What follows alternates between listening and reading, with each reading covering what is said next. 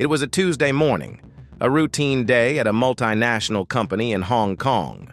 The finance employee, a man who had worked there for years, opened his laptop, clicked a meeting link, and joined a Zoom call. His CFO was there. A few senior colleagues were on screen too. Familiar faces, familiar voices.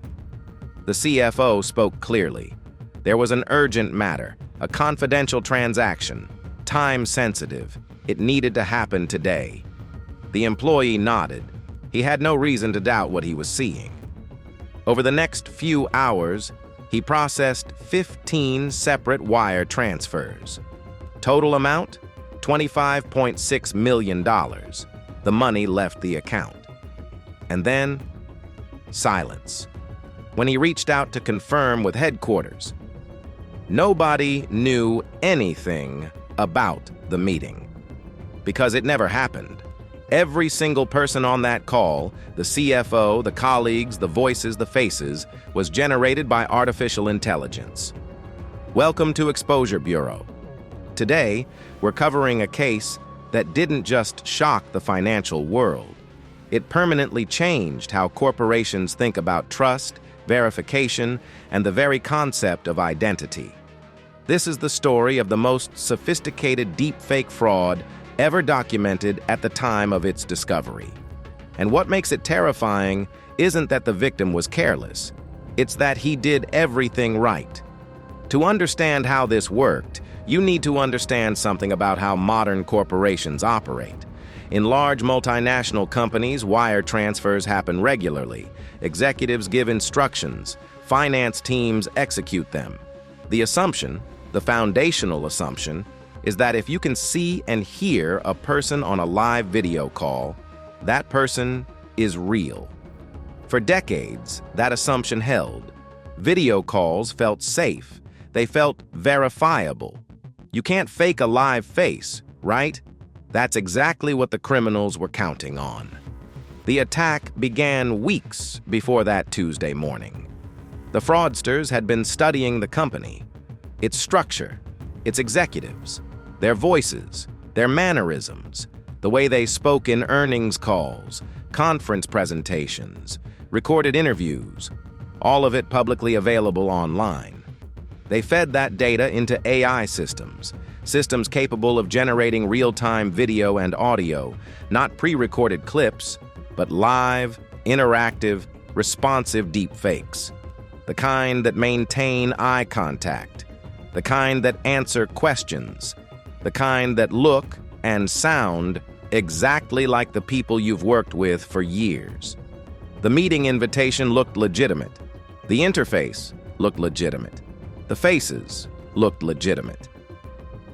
When the employee raised a small concern, a minor hesitation, the CFO on screen responded naturally, calmly, with the kind of authority and familiarity that only comes from someone you know.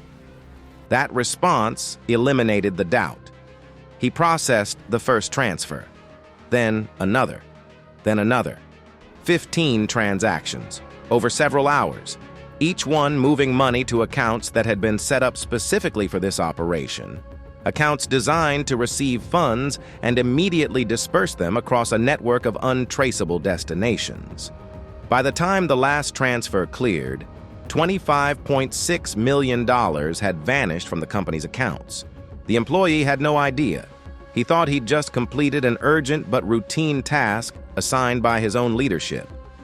It wasn't until later that day, when the employee followed up with corporate headquarters about the transaction, that the truth began to surface. The CFO had never scheduled a meeting. Nobody on that call had been real. The company immediately contacted authorities.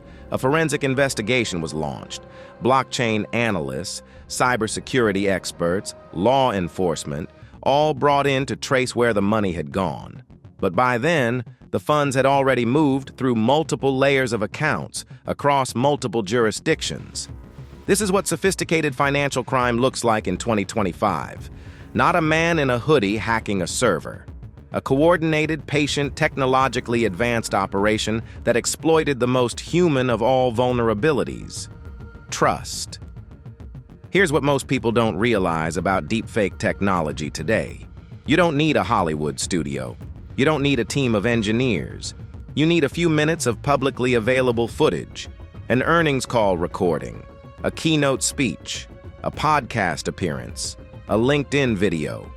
Modern AI voice cloning systems can replicate a person's voice from as little as 3 seconds of audio, matching not just the tone and pitch, but the rhythm, the accent, the subtle patterns in how that specific person speaks.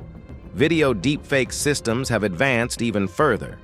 Real-time face-swapping technology can now maintain temporal consistency, meaning the fake face doesn't flicker or glitch the way earlier versions did.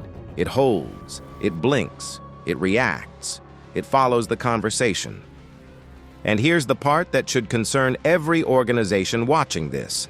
According to research, humans correctly identify high-quality deepfake video in only 24.5% of cases. That means 3 out of 4 times. A trained human eye fails. The employee in this case wasn't naive. He wasn't inexperienced. He was a professional who trusted what he saw on a verified platform in a live call with familiar people. And he was wrong. This case did not happen in isolation.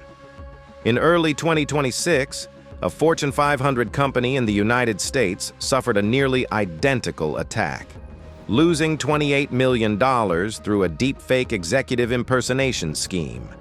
Deepfake-enabled phishing attacks surged over 1,600% in the first quarter of 2025 compared to the previous quarter in the U.S. alone.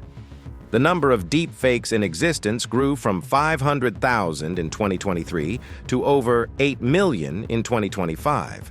Deloitte projects that AI-enabled fraud losses in the United States alone could reach $40 billion annually by 2027. Artificial intelligence has seen soaring progress through the past few years, and more people are figuring out how to use it, and it's not always for good. Yeah, whether it be deep fakes or computer-generated voices or images, AI is being used to create images and video that look real, but that simply did not happen in real life. One example right here, this recent political ad targeting Governor Janet Mills created by the National Republican Senatorial Committee. It targets Mills ahead of next year's election as she plans to run for U.S. Senate. These are not isolated incidents. This is an industry, a criminal industry built on the exploitation of trust and powered by the same AI tools that are revolutionizing legitimate businesses around the world. The Hong Kong case forced corporations globally to rethink something fundamental. For years, the advice was simple. If you're unsure about an email, pick up the phone. If you're unsure about a phone call, get on a video call. Video was the final layer of verification, the last line of defense. That layer no longer exists in the way it used to. Security experts and financial institutions are now pushing for what they call out-of-band verification, confirming high-value instructions through a completely separate, pre-agreed channel that cannot be intercepted or replicated. Some companies have introduced code words, pre-agreed phrases that no AI system would know to use. Others have implemented strict dual approval processes for any transfer above a certain threshold, regardless of who appears to authorize it.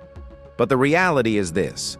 Only 32% of corporate executives believe their organizations are currently prepared to handle a deepfake incident, which means the other 68% are one Zoom call away from learning this lesson the hard way. The man who authorized those 15 transfers was not foolish. He was not negligent. He was a professional who trusted his eyes, trusted his ears, and trusted the technology his company used every single day. And that trust, that completely reasonable, completely human trust, was the weapon used against him. The $25.6 million has never been fully recovered. The faces on that call were never real. And somewhere, the people behind this operation are already preparing the next one. This is Exposure Bureau. Stay informed, stay skeptical, and never assume the face on your screen is telling you the truth.